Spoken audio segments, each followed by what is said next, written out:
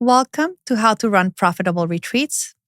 I am Lainey Cavazos, retreat strategist and host of the show for coaches, entrepreneurs, and transformational leaders who want to design retreats that actually make money. If you've ever put your heart into a retreat only to walk away exhausted or worse, broke, you are not alone. This podcast is here to change that. Each week, I'll bring you stories, strategies, and expert insights to help you create meaningful, transformational retreats that also support your business, your lifestyle, and your bottom line. Let's make your next retreat not just powerful, but profitable.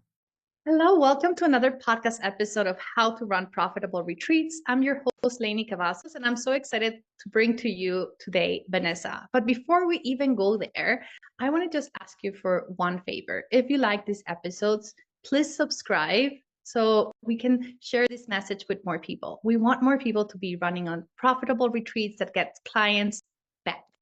Yeah.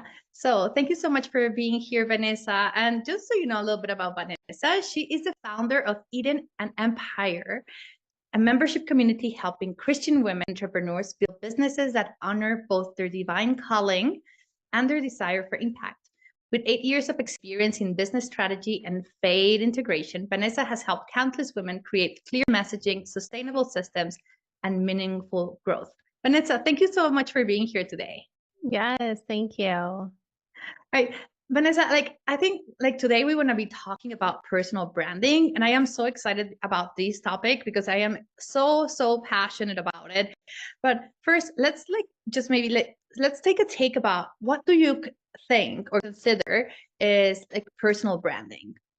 Yeah, So for anyone who's not very aware of like what personal branding means. yeah. So first of all, I am so excited. I feel like I don't get to talk about this topic enough. So to me, a personal brand is allowing your audience to get to know you, like your clients, the people that you are trying to connect with, to know you and your business. And I'm huge on your business isn't separate from who you are. I really believe that it is a huge piece of you. So you are your brand.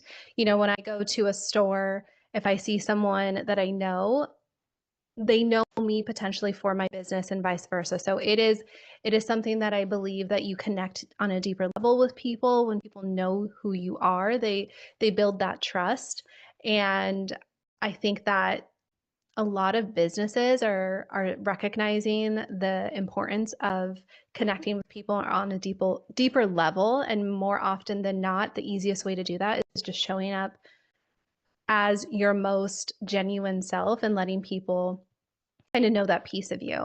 I also think there's a level of social media or just this internet online driven world that people are craving that authenticity. I feel like there's not another word for that, but just craving real people and real connection and honesty, because we're always trying to be sold to in the online space. And I also think that a lot of people put on just this highlight reel and this front, and it allows people just to connect on a more deeper level. So there's so many different facets of why I believe that being who you are and showcasing that through your business is important. But to me, I think that it's almost imperative that businesses have that in some way, shape, or form.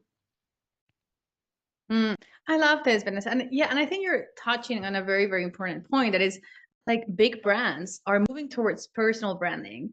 And I don't know, like I would love to have your intake. Like I have these conception that a big piece of these movement like towards personal branding has to do a lot with AI, right? It has to do a lot with like, okay, so now emails can be written like super fast in in a couple of seconds with ChatGPT, websites, copy, but your personality, your experiences, who you are actually doesn't like, it can't be done by AI, right? So like sharing your stories, right? Even if you use AI as a tool, right? But sharing who you are, being authentic, being vulnerable makes a huge difference Right.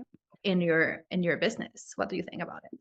Yes. So I feel like even more importantly now, because we have access to AI, it is important either to figure out how to integrate your personality into that, because I feel like it's not realistic to think that people don't use it. Because I think that's just a general consensus is that it's available. And I believe that it's a smart way to run your business in a lot of different capacities. But I do believe that people are going to see through that. They're going to be able, I mean, people can tell already when something's AI generated.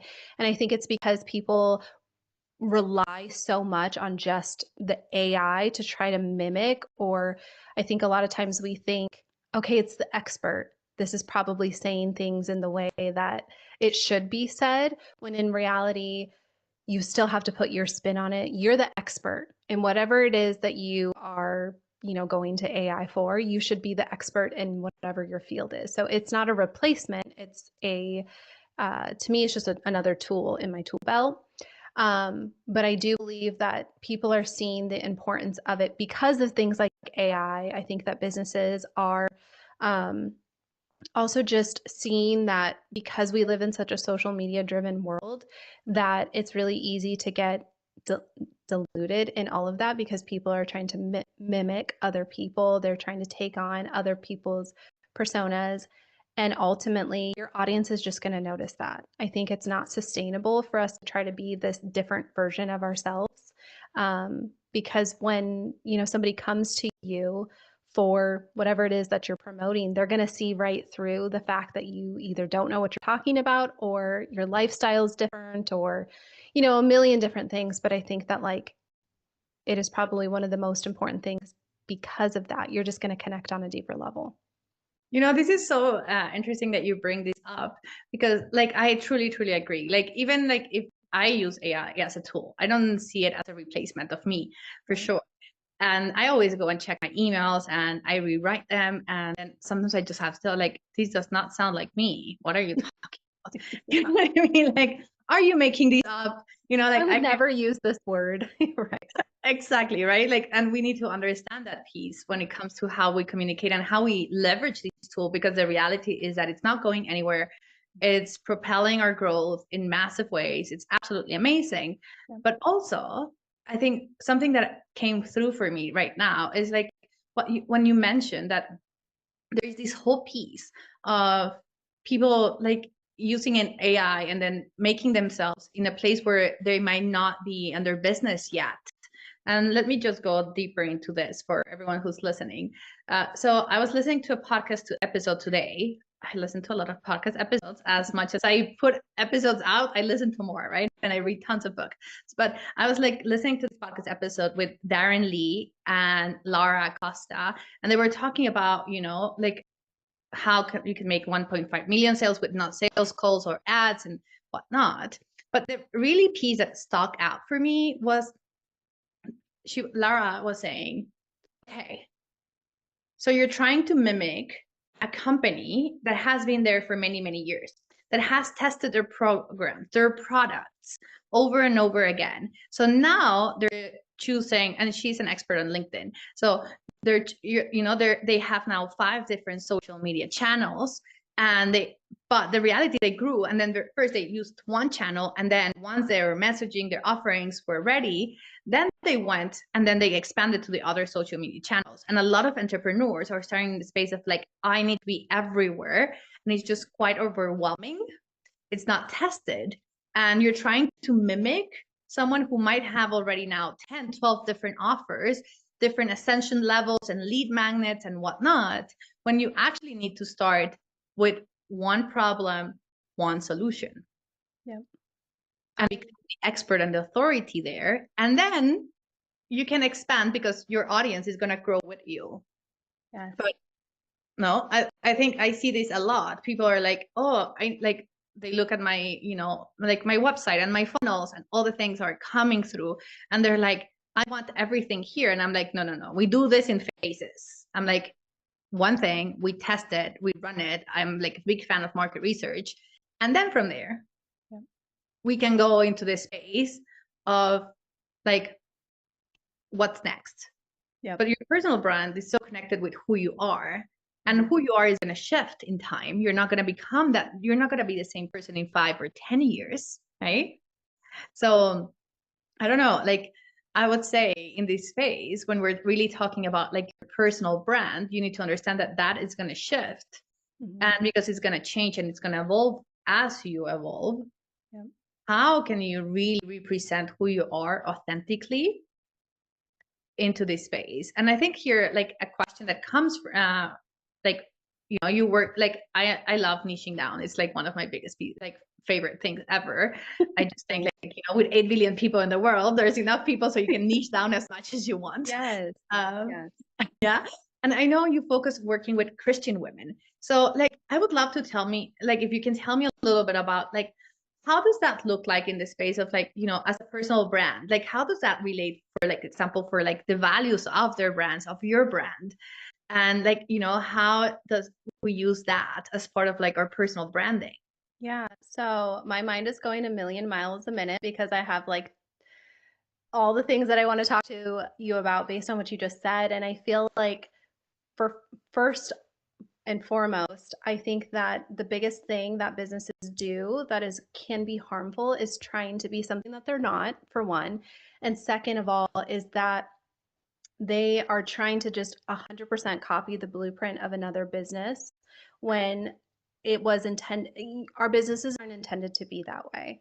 I think that it's really hard because we don't have this roadmap that tells us if you do this, then this will happen. And then once this happens, you need to do this. Like, yes, we have some, trainings and coaches and all of these things, but it doesn't 100% mean that you're going to have the same success as them.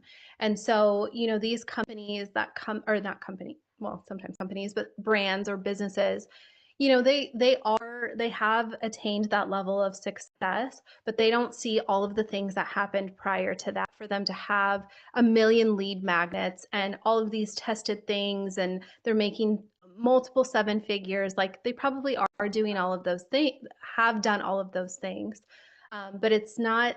Why are we comparing our chapter 1 to somebody else's chapter 50, right? Like, we're not at that place. And I think we have this world that we live in that is always in the mentality of like, you need to grow and you need to grow fast. And for some people that's okay.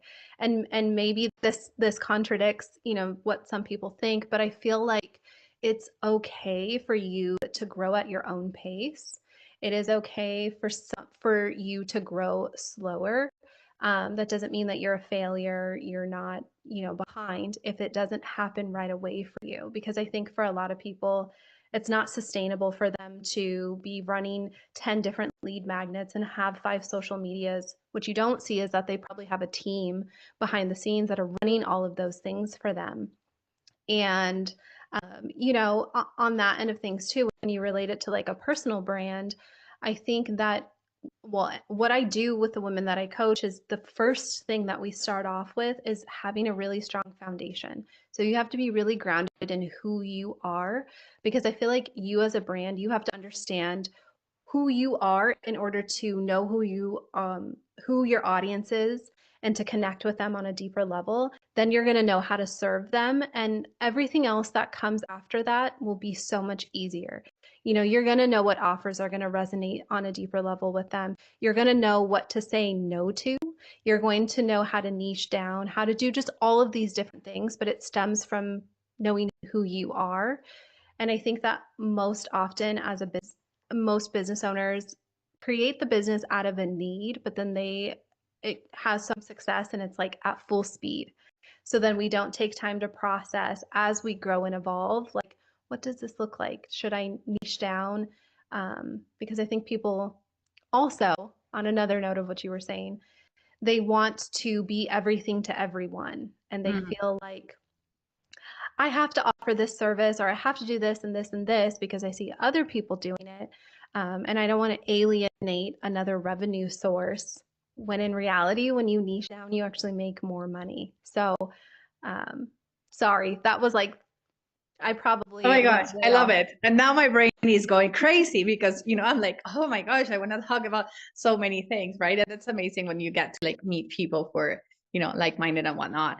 But the first thing I want to bring down for everyone who's listening here, just listen to what Vanessa said about being very strong on your foundations. Yeah. How important it is to have the foundations straight. And if we even think about it, like of who you are, yes, 100%. Then you need to have the foundations of who you serve, right? You need to be very clear about that. You also need to be very clear that that is going to shift and evolve with time. So if you do your ideal client work at the beginning of your business, and then 5 years later, you have not reviewed it, there is a mistake there, right? It's constantly changing. I review my ideal client every 3 months. Yes. And I might be a little bit on the crazy side, but I feel like I'm like that too. I'm like, oh, wait, should I serve this? But it's because you're growing and evolving that sometimes, well, also as you're going through your business, you see what works and what doesn't work. You are growing as a person, so that changes. And I agree with that 100%. yeah. So, like really understanding these part of like the foundations, I think it's so crucial. And so many times we forget because we get into reactive mode of our business, right?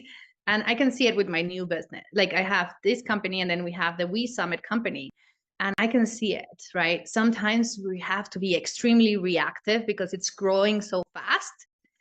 But I'm like, oh my gosh, I need to take a step back and just go back to the foundations, right? And then see, is these efforts and actions that we're taking, are they aligned with the big goal, right? With the vision for 3 years, for 5 years, for 10 years, and then make decisions on what is the best place for us to use our energy. And, like who do we serve? And is the products that we're launching actually serving the clients that we have? Right? The people are showing up in front of our door, or is it not? Right? Like a lot of reflection when it comes to who do you become, who do you serve, and how do you show up. Yeah. I think that I love that you said that because, as you're speaking, I'm saying almost the same things in my mind that you're saying, but ultimately I think that knowing who you are goes, yes, we want to serve our clients and the direction, like it can help with the directions that we're wanting to go. But I think that like and I'm experiencing this even now, but like within my business as it grew, there were some things that I didn't realize until I went back and did more reflection on myself and things that, were past traumas or things that were like in my, personal life, things I grew up with that influenced the decisions that I was making. And they weren't always great decisions because they were driven out of, okay, I need to have a booked calendar. Well, why do I need to have a booked calendar? And it stemmed from, needing validation for me to feel like I was worthy of something because people were wanting to work with me. But in reality, what that ended up causing is like burnout because I was so booked and I was, overworking and just trying to fill that piece of me. And then I ended up not serving my clients probably in the best capacity that I could because, again, I was coming from a place that was just stretched thin. And I think too, when you work on that foundation, it really guides you into saying, what does that revenue goal mean to me though? Am I just wanting to hit 7 figures because it's attractive, or does that really have meaning behind it? And then that's where your energy comes into play, where you're like, I don't have the energy actually to build it sustainably. It's just something that I'm building just, for various reasons. Vanessa, we're like, I think all of us as entrepreneurs, first of all, I think it's the biggest, deepest transformation that anyone can experience being an entrepreneur. Like, yeah. Oh my gosh, like the things I have to see about myself. Yes. We could talk for hours about all the things I had to oh, I sabotage myself this way. Awesome. Unknowingly. Right? Yes. Right. Like sometimes not even like making an offer, like simple things, or, like having a conversation with someone who was perfect and me being like, they probably don't need it. Right. Like it can be as simple as that, or as like not showing up online, or the other way around. Like I remember when I launched this podcast, like it's going to be 2 years now that I launched it, I went into this space of like, I started getting like, I love having guests, like just like you, right? Like who bring expertise into the space so people can learn more about like retreats, what it entails, like their marketing, right? Everything else. And I put a post out and it went crazy. Yeah. I was looking for guests and I got like, and I had no filter, nothing. It was just like, it was a pre-podcast call interview, a 1 hour pre-podcast call interview to make sure that they were the right fit. Yeah.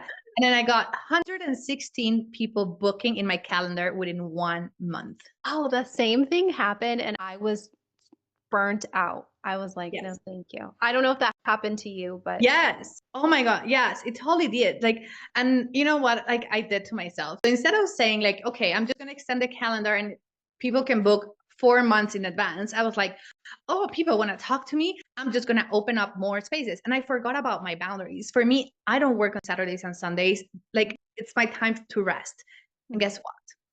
I opened up my calendar for Saturday. So then I was taking calls on Saturday because like the amount of calls to a point where I like spilled water on my computer. oh no. It took 2 or 3 weeks to fix. I call it like divine calling, right? Like first I was in meditation and I got this message that was like, it was in a tea ceremony. That was like, Lainey, you are exhausted. You need to stop. Oh my gosh. I Yeah. was like, Sometimes you have to be forced into yeah. And I was rest. like, oh yeah. So I rested for the weekend, right? And I was like, and then I kept doing things. And then afterwards, I was like, I had my dog. He was like a puppy, but my dog is big. Yeah. So like 60 pounds. So, but he's still like, and we were playing outside and he hit my knee and I dislocated my knee. Another sign to stop, right? Like your knees is ego and whatnot, if we think about like Chinese medicine. So I was like, okay. So I went to the doctor. They put a cast for like 3 weeks. So they were like, and then I was in my house. I'm like, well, I need to stop. And I was still exhausted. And my mom was like, well, but you have your computer. You do everything on your computer. I'm like, oh yeah, I can still do podcast episode, even though like, my knee is in a cast. Like 3 days later, I was outside in the garden on my computer, like, legs stretched with a glass of water. And my dog came underneath the table and spilled the glass on my computer. And usually it takes like 3 days for the pieces to come and, fix them. It took 3 weeks. Oh my God.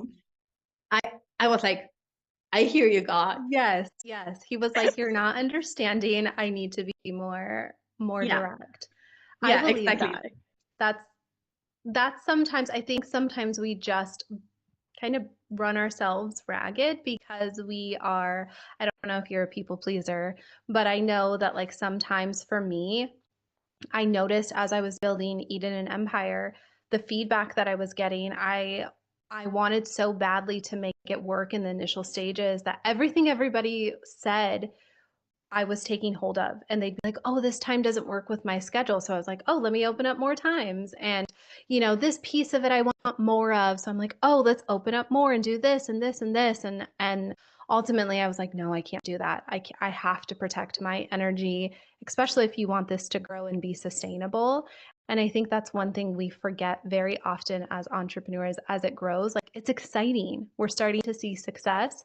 But then what ends up happening is it's at the cost of our, our mental health, our physical health. And sometimes we're just, for me, that's God. And God is like, nope, you need to stop. You need to slow down because there's beauty in that, right? Like there's beauty in building a business that is sustainable, that is done in a way that can honor, your energy. Because I feel like if we're coming from a place that is stretched thin, that is burnt out, you're not serving people in any way, truly. You're just doing it, like you said, from a reactive state.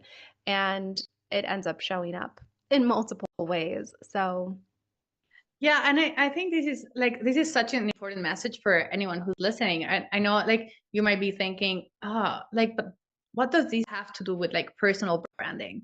It has everything, absolutely everything to do with personal branding, because personal branding is how you show up. yeah. So if you show up tired, if you show up exhausted, if you are like, you tell someone, hey, I'm going to be fulfilling in 2 days, and suddenly it took you 1 week Yes. because you're Exactly. exhausted and you can't even think or breathe or sleep or anything, right? Like you're not serving your clients. You're not fulfilling your values and the integrity of your business. And basically you're burning your brand, right? Yes. So I want to say, oh, sorry. no, go ahead. Your brand is, I think a lot of people think branding is something visual, like your visual identity. Branding is all about the experience. And so what people are experiencing by working with you says everything, and that's what they walk away with. So I just wanted to add that to what you were saying, because I think this is so important. Like, this is so important for anyone who's listening, because yes, we think branding is a brand board, right? Like colors, fonts, logo. Yeah.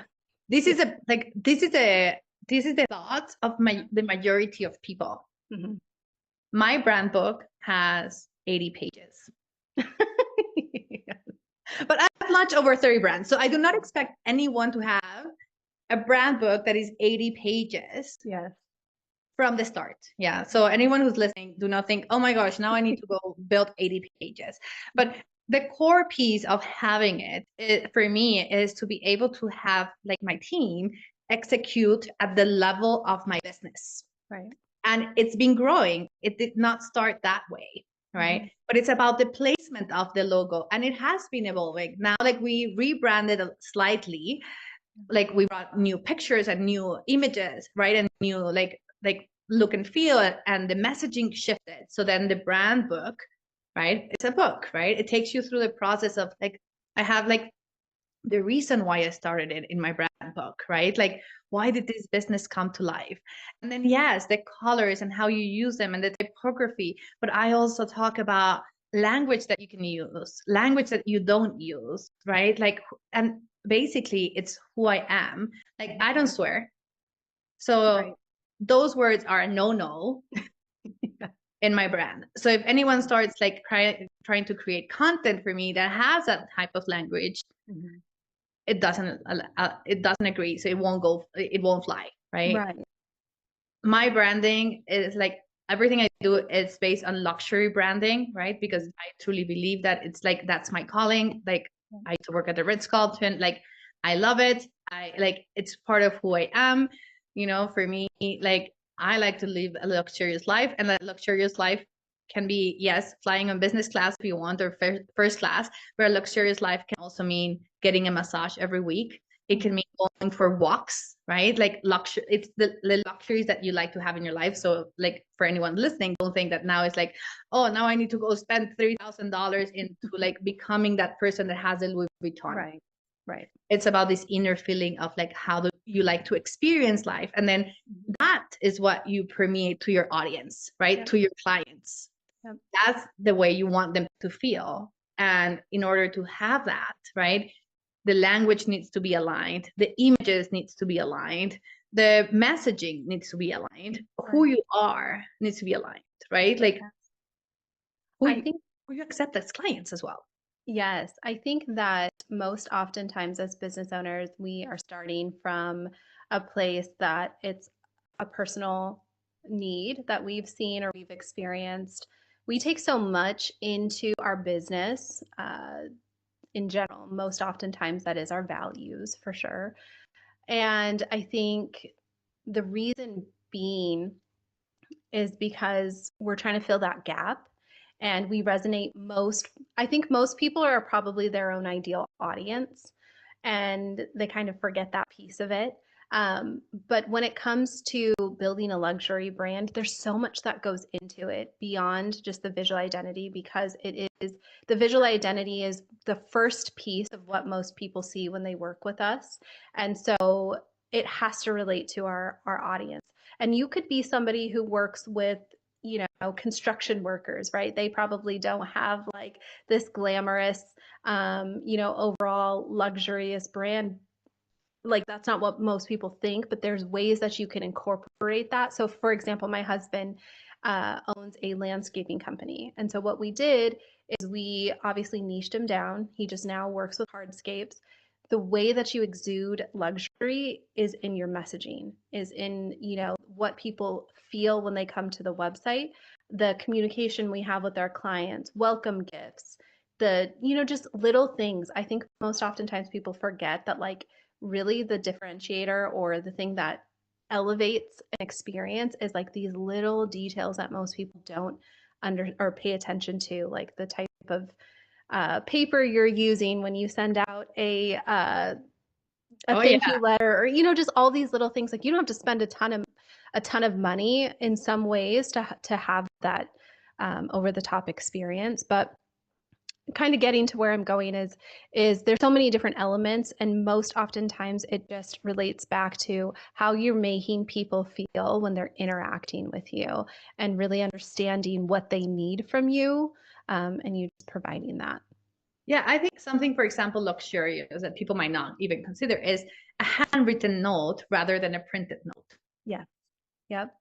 Exactly. Like it's a little difference, but it's the effort, right? It's the people being like, oh, they took the time to actually write the cards. Like I used to write personalized cards for like the events I used to run in Marriott, and like people love them. And yes, did I spend one night writing 200 cards? 100% I did. Yes, Did it's just it letting make a people. difference? Yes. Exactly. It's letting, first of all, people don't really get anything in the mail anymore. So that makes a big difference. They're excited for that. And then just knowing that you thought of them is what, I don't know. To me, I think that the customer service aspect of it is one of the easiest ways to really build a relationship. But I think prior to that, it's just what are you doing to show people that they're appreciated, that they can relate to you, and I don't know, enjoys that experience of connecting with your brand. So I think that's why so many people are gravitating towards building a personal brand, because they really want to connect on a deeper level with the people that they're interacting with.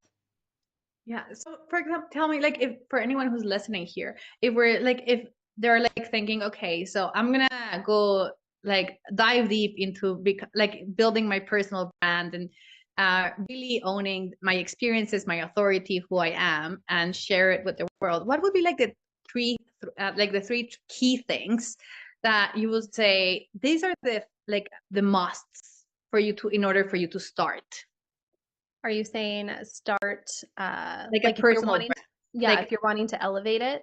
Yeah. Okay. So the first thing that I would do is know your audience. So when you're stepping into this next space, most oftentimes people are probably going into a higher dollar amount, right? So you need to know what you have the capacity to handle, because a lot of people think, "Oh, I want to work with high-end clients." That might mean that you scale back in the hours or like clients that you're taking on, but that requires a higher touch experience from you. So you are doing more with your clients.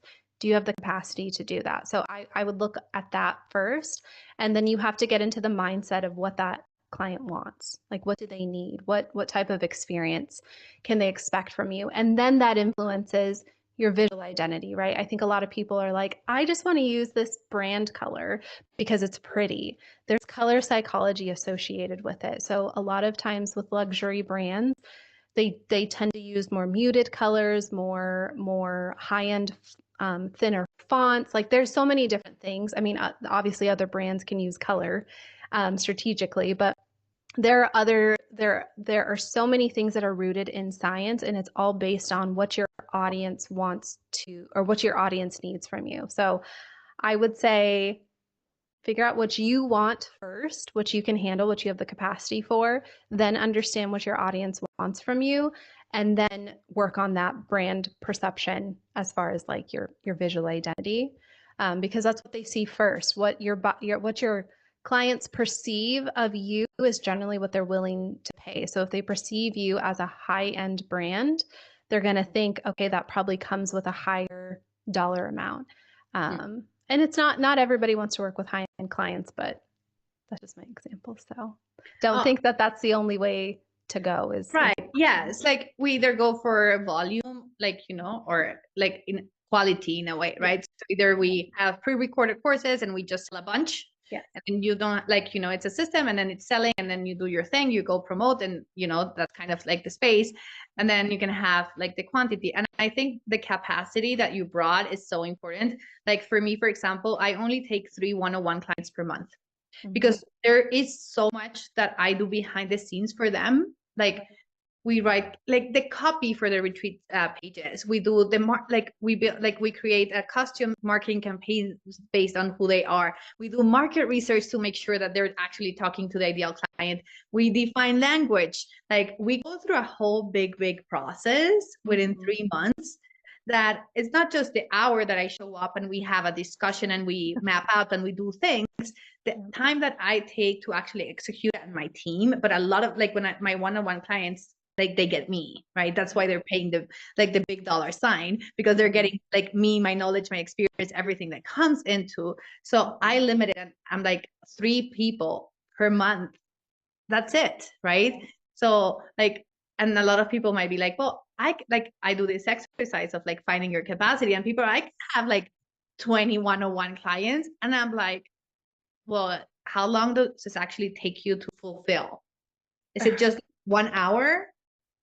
Because if it's just a 1 hour, I still think it's a lot, but fine. You know, therapists, for example, they don't have fulfillment afterwards. Yeah. You can have a different like framework, but for me, fulfillment a week would take around like maybe sometimes 3 hours, 4 hours. Yeah. That means I'm already spending, if I have 3 clients, 12 hours a week. I think on that end too, I think a lot of times people think that having a booked schedule is really or like having a lot of clients is a success. Yes. And in reality, if you have 20 one-on-one clients, you probably need to up your rates, because there is that demand there that people are seeing your worth. Now there's so much that goes into the psychology of that end of things. But I just think that like ultimately your energy levels, is that sustainable for you long term at this price? Because I think most oftentimes people are doing that because they don't think that they're able to or worth being able to charge more, and in reality you are already at that stage. So I don't know if you see that a lot with people, but I see that all the time with people I work with. I see it more often than not. That's why, like, you know, like this podcast it's called How to Run Profitable Retreats. Because what I see a lot is people, like, I had a call with someone who was like, you know, it was a discovery call to hire me on a BAP day. So I offer those are like 2 days intensives. We get a lot of things done, right? For those who like are like, I cannot go through your 1-year program, Lainey. It's too like my retreat has to happen in 6 months, right? We just need, like, you know, and they have a lot of things already like set up, but then, you know, we need to like map it out and make sure that everything is executed. And I was having this call and I was like, okay, so I kind of do like a doctor's appointment, and I just ask a lot of questions, and, you know, and no one knows I'm going to be asking these questions before the call. So, you know, they're not coming prepared. So it's like, but I ask a lot of questions, and I'm like, okay, so how much do you want to make from your retreat, right? Like, how much, what's the profit? What is this? What is that? And I go through the whole process to really figure out where are they at. So see how what's the best way to help them. Right. And then I was like, okay, so what do you want to have for this retreat that you want to plan? And she's like, a 10% profit margin. And I'm like, what the hell? I mean, and I was like, how many people do you want to have? And she's like, well, like at least 7. And I said, like, okay, so if you want to make 10%, that means you need 6.3 people to pay you to cover the cost. And then the 0.7% person that is left, that's when you make money. Do you want to be working for everyone else, for the airline, for the Airbnb, for the other people who are showing up and, you know, doing the catering, for the other facilitators that are going to come help you out? Yeah, I think that stems too from people not having any clue of their cost of doing business and just kind of running things. They think, oh, well, this is how much I'm making off of the retreat, that's fine. You know, I think that most people just don't realize all of the things. You're basically paying the people to come to your retreat. And I think that people get to a place of probably burnout because they realize that that's not sustainable for them to do all of this work and not make really like anything. 70% of retreat leaders do not make a profit. Mm-hmm. It's crazy. Mm-hmm. I mean, it's insane because it takes so much more work than doing an online course. Yes. I mean, if you're gonna do a retreat, might as well do it right. I guess unless you just love community and hanging out with people and you're just wanting to do it on that end of things, but I feel like you deserve to be paid for your time, your expertise, all of these things that you are putting into making this retreat worth well, I mean, not that it wouldn't be worth it, but like it at that point in time, if you're having to basically pay people, it's like what are we doing the retreat for? Right, exactly. And I think I want to like just like circle this around a little bit for everyone who's listening about what Vanessa is talking about, like paying people to attend your retreat. So let's take this example of like a 10% profit, just so we make it simple, right? And we stay in the same thought process. So if you're going to be making 10% and then you're just putting actually the cost of your retreats and not the cost of marketing, right? Like the 6 months of promotional campaign, the amount of hours that you pass behind social media, the emails that you have to write. Maybe you need to hire a copywriter, right? Like all these things, if they're not even in your budget, and most times people do not put them, people do not measure how many hours they're going to spend on social media promoting. Like you do not put the cost of your time for the discovery call, for example, right? And then you do not have the numbers of like the conversion rate. And I know I'm going a little bit technical for all of you, but all of you amazing people in how to run profitable retreats, we are up leveling our game, and we're like talking a lot more about numbers and data and whatnot, because like I want people to make more money. So we're picking it up a notch for sure. But like even the cost of running a discovery call, it costs you money to run that discovery call, from generating the lead for them actually to show up. It costs you also if people do not show up, right? Because it's time that you're leaving behind. And then let's imagine that you have a 20% conversion rate. That means you need to talk to 10 people in order to get 2 people to sign up. So these other 8 people are also part of your cost of running this retreat. So if you do not take this into consideration, what happens is you're having so many costs before the retreat even takes place that you are paying people to attend your retreat, because these 10% will not cover those expenses that you came into before the retreat even took place. Right. I mean, just in general, I think that people forget that their time is part of that. And you having to go out and do all of those things, that's time that could have been allocated towards any other part of your business. But I think also people forget like the Zoom that you're on, that potentially costs money. The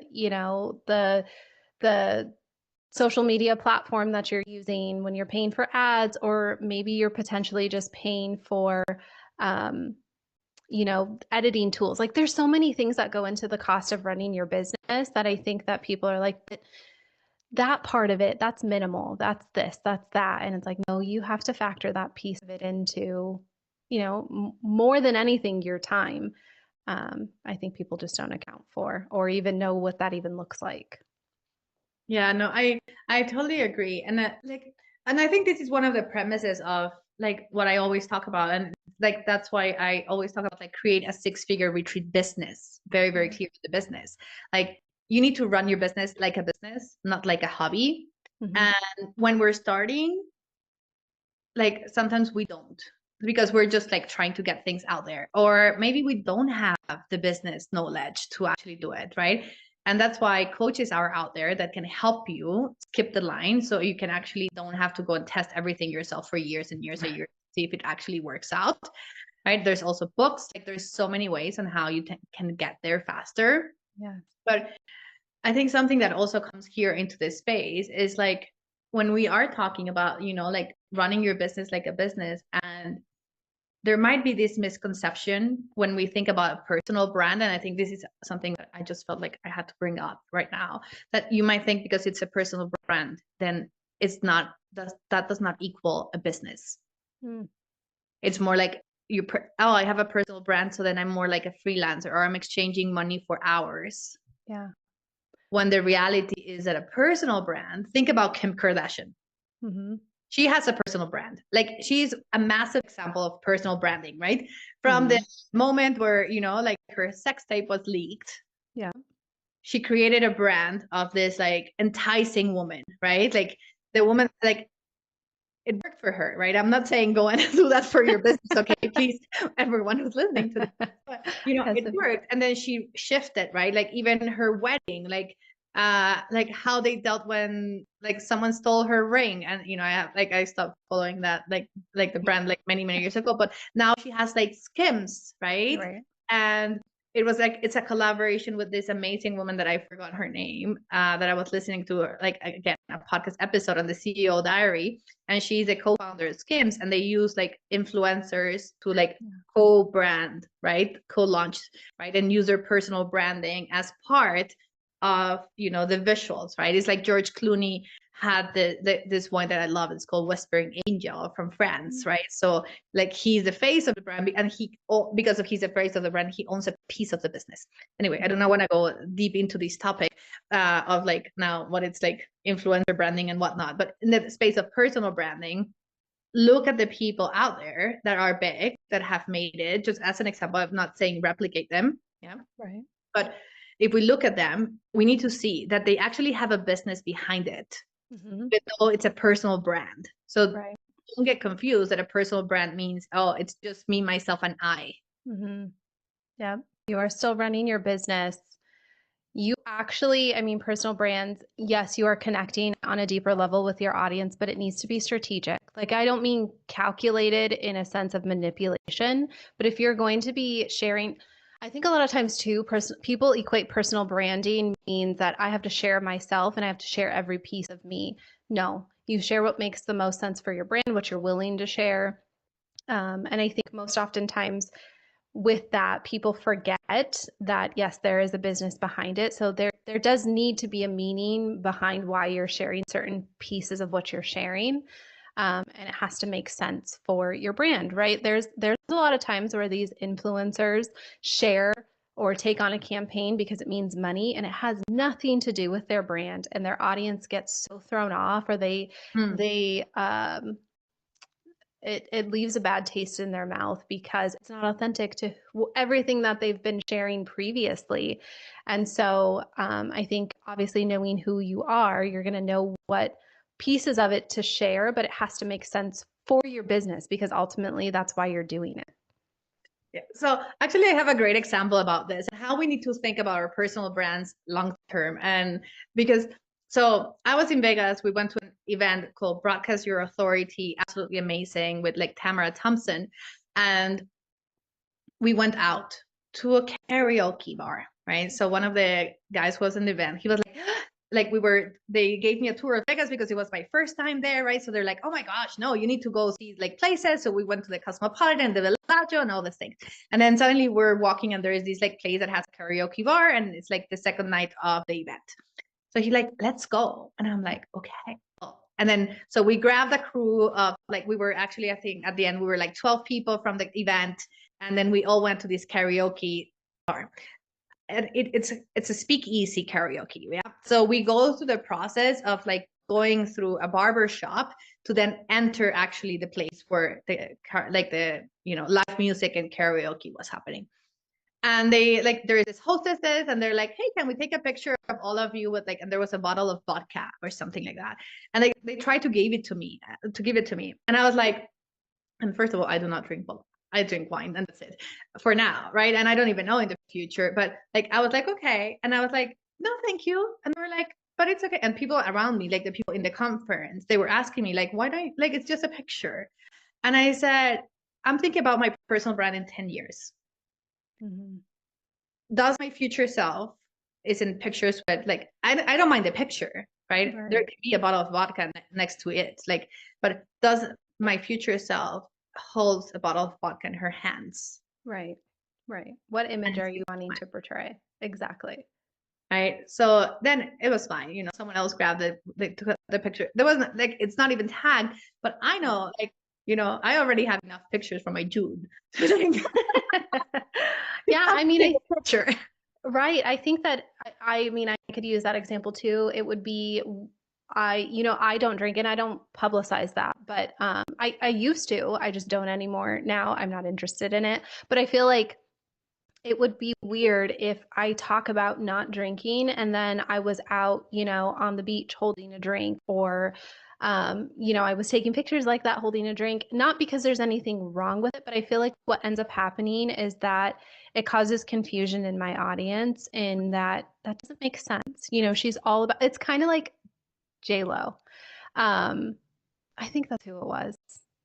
She she started this brand of, or like, she sells this alcohol, and at the time she was married to Ben Affleck, and is like, he doesn't drink, why are you promoting a brand that has that? Or I want to say Right. there was another artist that did that, and they're like, you don't even drink, that doesn't make sense. I think J-Lo doesn't drink, maybe, and that's why it didn't make sense. Hmm. But I think it just causes confusion, and it makes people wonder, like, why this piece isn't authentic to what you're trying to portray. I think this is like, yeah, this is such a, and I think you nailed it when you spoke about confusion.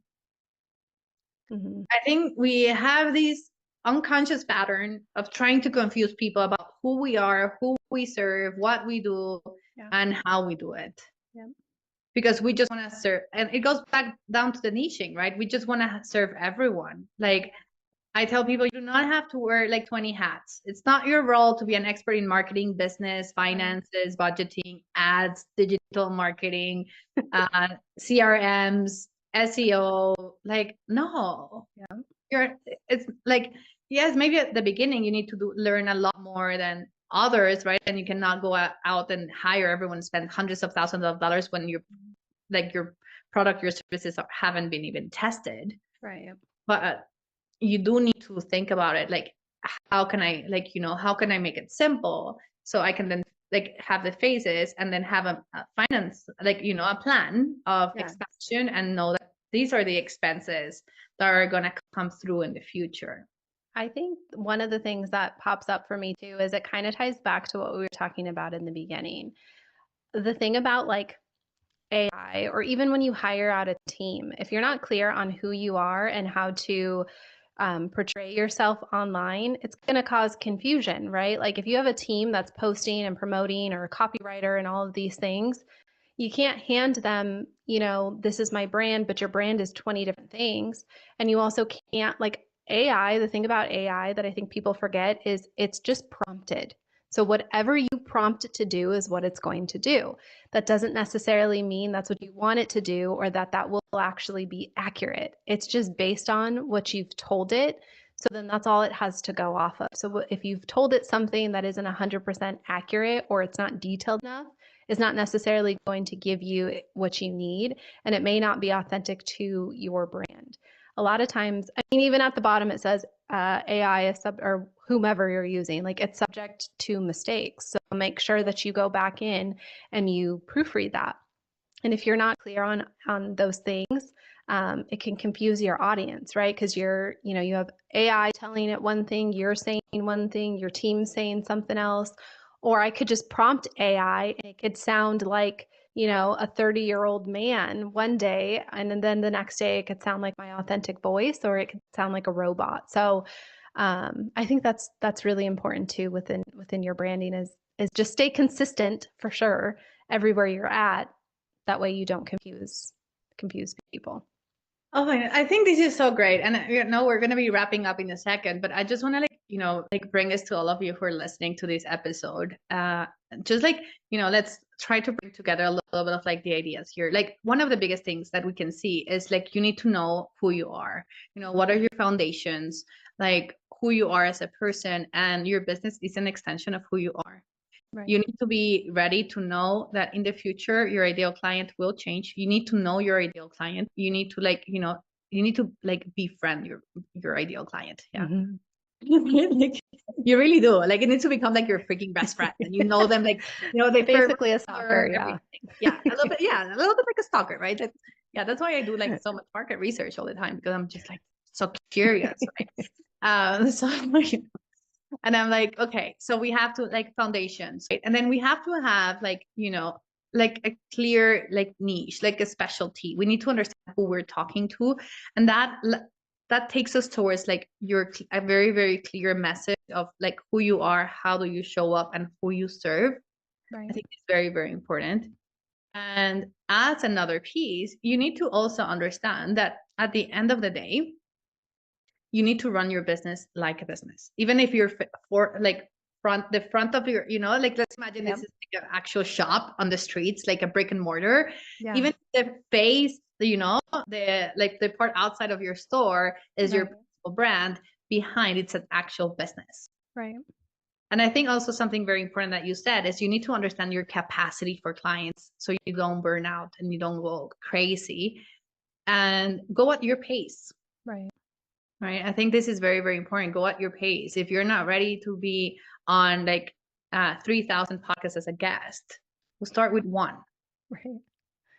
Exactly. I think all of those are really important to just helping drive you to building that sustainable business, because it's all rooted in your values, your capacity, and just knowing who you are. So I love that. I do think that summarizes it. I don't know that I could have. So well, Vanessa has a gift for all of you. So it's a brand assessment. You can have the link to actually go get it on the show notes.